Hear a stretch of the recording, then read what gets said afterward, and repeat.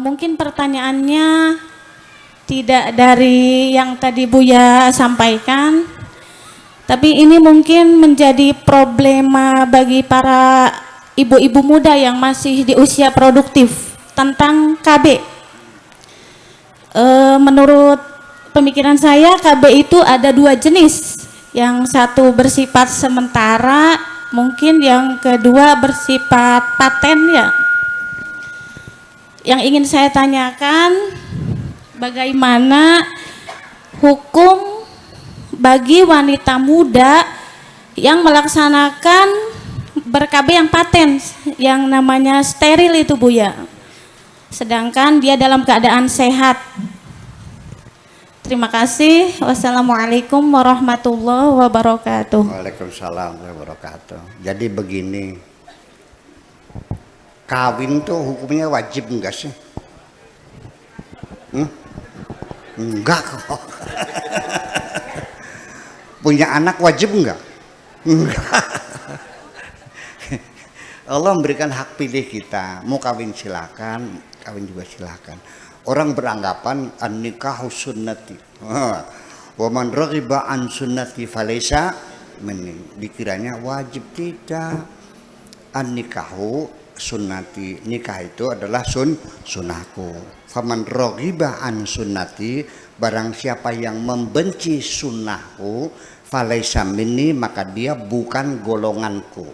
Tidak di aku, bukan golongan. Sana, pergi sana, karena enggak nikah. Maksudnya membenci nikah, artinya pacaran terus menerus, nggak kawin-kawin. Iya, tiap malam wakuncar. Tiap hari di bawah pohon kersem, emek-emekan. Tapi diajak kawin tedaiken. Itu yang dibenci oleh Rasul. Raghiba an sunnati falaysa minni. Jadi banyak waliullah, banyak ulama solehin nggak menikah kok, karena merasa kepengen supaya dia tenang sendirian, bisa beribadah murni kepada Allah. Kalau punya anak sih kan repot. Itu boleh, banyak para aulia, para ulama solehin yang nggak punya istri kok. Lalu jangan menuduh kamu bukan umat Muhammad karena tidak kawin, ya bukan begitu maknanya. Ya. Nah, jadi kawin ini hukumnya netral. Wajib tidak, haram juga tidak, netral aja. Tergantung, depend on, tergantung kondisinya. Nah, kalau kita usia masih muda, kebutuhan biologis sudah mendesak, syahwatnya sudah meledak-ledak, duitnya ada, umurnya cukup, pekerjaan sudah stabil, ya kan gitu. Nah, itu menjadi wajib nikah. Kalau tidak, terjerumus nantinya kepada pelacuran, melacur dan berzina. Kalau ada kekhawatiran bisa berzina, maka nikah itu hukumnya wajib. Tapi kalau kebutuhan biologisnya tidak mendesak, ya mungkin karena dia kena diabetes. Diabetes kan nggak jalan. Iya, duitnya banyak. Nah, kalau kawin kan kesian istrinya, betul nggak? Nyiksa orang kan? Nah, maka itu menjadi makruh. Atau juga kebutuhan meledak-ledak, tapi ekonominya belum mapan, belum punya pekerjaan, kerjanya masih serabutan, ya kan gitu. Itu juga nanti menyengsarakan anak orang, makanya dari mana? Itu juga makruh, ya kan begitu. Sekarang biologisnya sudah meluap-luap, duitnya sudah ada, tapi karena dia itu masih terikat dengan kedinasan, karena dia sekolah kepolisian, sekolah militer yang tidak boleh kawin, ya kita harus mentaati aturan dong, ya kan. Wajibnya nanti kalau sudah selesai sekolah, baru itu pun kalau sudah diwisuda dan sudah ditugaskan baru boleh kawin. ini aturan pemerintah secara syariat, kita umat Islam harus mentaati. Ya, kalau kita kawinnya dipecat nggak jadi apanya. Kalau akademi militer apa? Letda ya. Ya, nantinya ada 2 yang nggak bisa nantinya. Gitu. Nah, sekarang bisa menjadi mubah, itu tergantung. Dia tahan kok bisa menahan nafsunya, ya kan begitu. Dia lebih nyaman, ya sudah mau kawin silakan, ya silakan tidak. Nah, tetapi akan menjadi haram ketika engkau punya penyakit menular.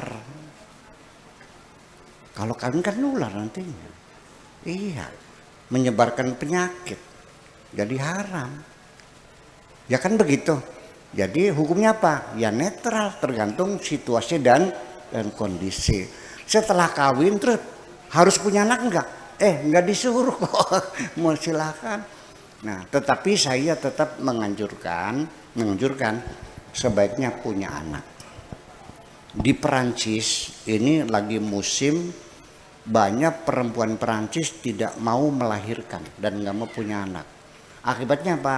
Jumlah penduduk berkurang sehingga pabrik-pabrik yang ngisi orang asing semuanya ini mengkhawatirkan.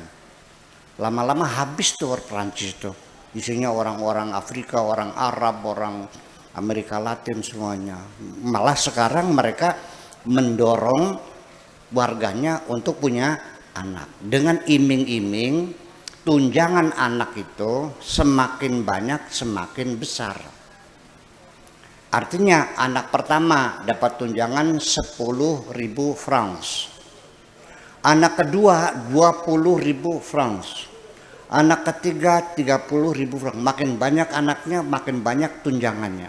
Supaya punya anak. Jadi persoalan wajib atau tidak itu tergantung kepada kebutuhan kita.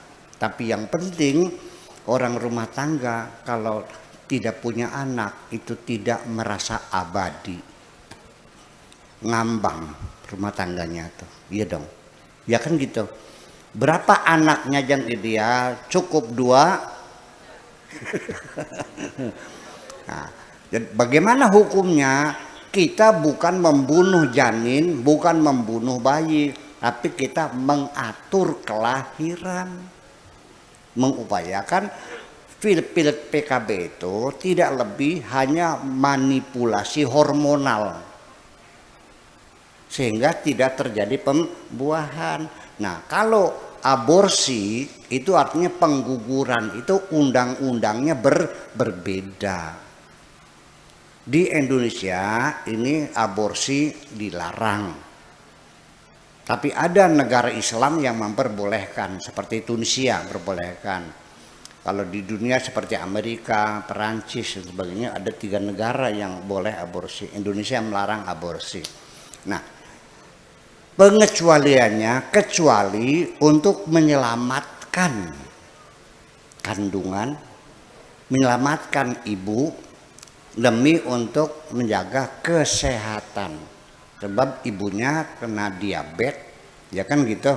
Artinya kalau melahirkan bisa pendarahan dan bisa mati nantinya. Jadi diupayakan supaya atau bayinya cacat, ya cacat, umpamanya kepalanya nggak ada batoknya di USG, ini bayinya cacat.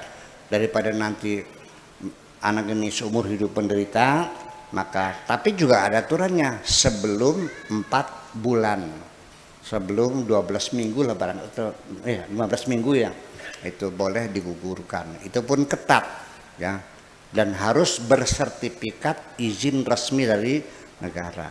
Nah, aborsi yang diatur, kalau PKB malah dianjurkan,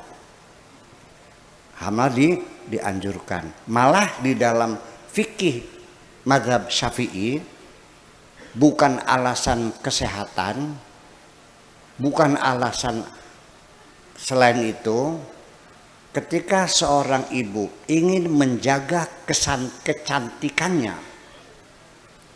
itu mazhab Syafi'i boleh menjaga kecantikan. Sebab kalau orang perempuan sering melahirkan gembrot kan. Iya, kalau udah gembrot kan suaminya selingkuh lagi. Tapi suami yang selingkuh, alasannya apa? Sunnah Rasul. Jadi kalau menyakiti hati istri itu ada pahalanya enggak sih? Jadi sunnah Rasul apa menyakiti istri? Menyakiti istri. Sunnah Rasul. Jadi orang laki-laki itu enggak pernah merasa berdosa kalau berselingkuh tuh. Sunnah Rasul sih. Itu. Jadi silakan yang mau KB ya KB ya. Tapi kalau sudah jadi janin, ini ada aturan hukumnya, tidak boleh diaborsi. Kecuali kesehatan. Satu lagi terakhir, kecuali hasil perkosaan.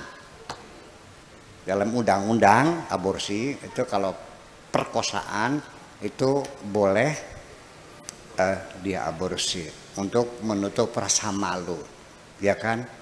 Tetapi ingat, harus ada keterangan laporan resmi bahwa dia diperkosa sampai hamil, di TKP-nya dilihat pelakunya siapa, orangnya kabur dan sebagainya, pokoknya dia resmi. Nah baru itu menjadi alasan dokter melakukan aborsi, bukan hanya pengakuan saja. Karena banyak terjadi anak gadis kecelakaan karena pacaran ya, nggak tahan sampai hamil, ngakunya diperkosa. Dokternya lengah, tidak nanya mana surat laporan polisi terjadi, ya, langsung diaborsi, ya ketangkap, salah masuk penjara, kan gitu seperti itu. Jadi artinya, tetapi begini, dulu ada pepatah banyak anak banyak rezeki, betul nggak? Kalau anaknya nggak banyak, rezekinya banyak nggak? Dari mana itu pepatah? Karena dulu kita belum zaman industri, masih masih bertani, cocok tanam. Artinya bahwa orang tani ini kalau dihitung-hitung untungnya nggak ada sebetulnya mah. Dia nanam sendiri, ngoret sendiri, mupuk sendiri, ngebod sendiri. Itu alhamdulillah dapat 5 ton katanya. Ya kamu sih kerja sama anak istri, berapa bayarannya? Jadi hasil dari petani itu sebenarnya hasil tenaganya sendiri. Sangat minim sekali, apalagi pupuknya naik lagi harganya. Nah ini juga mengendahkan. Nah ketika anak orang tua itu punya anak banyak, kan banyak yang membantu. Ya artinya bisa menggarap tahun ini 5 hektar karena anaknya 6, istrinya berapa? Satu aja. Itu satu, anaknya 6, dibawa semuanya mengatakan menghasilkan. Dulu itu orang tua itu sebelum ada pendidikan sekolah, sebelum ada keterampilan, ya anak-anak diajari profesi sesuai dengan orang tuanya dan diajak bekerja. Kalau sekarang nggak boleh anak-anak dibawa kerjanya, ya nggak boleh. Itu aturnya berbeda. Jadi semakin banyak semakin rezeki, itu logikanya memang masuk akal.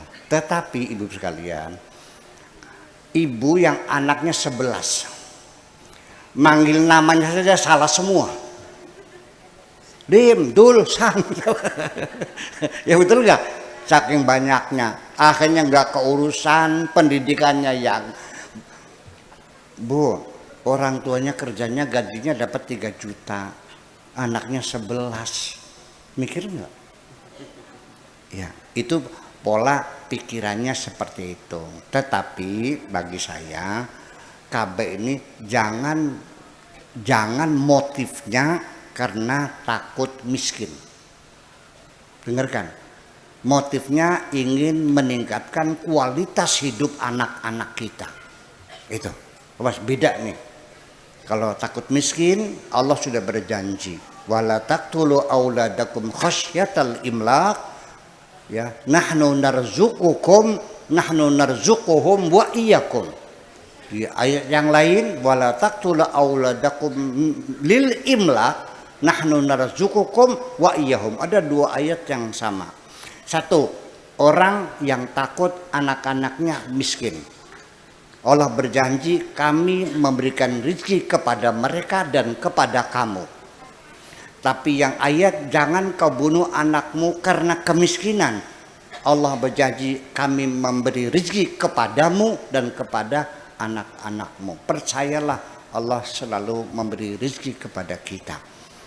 Sebabnya kita banyak yang kelaparan bukan karena Allah tidak menyiapkan makanan, tapi karena ada manusia yang rakus yang mengambil kue nasional terlalu banyak. Betul nggak? Dah gitu aja. Mudah-mudahan ibu sekalian dapat hidayah oleh Allah Subhanahu wa taala.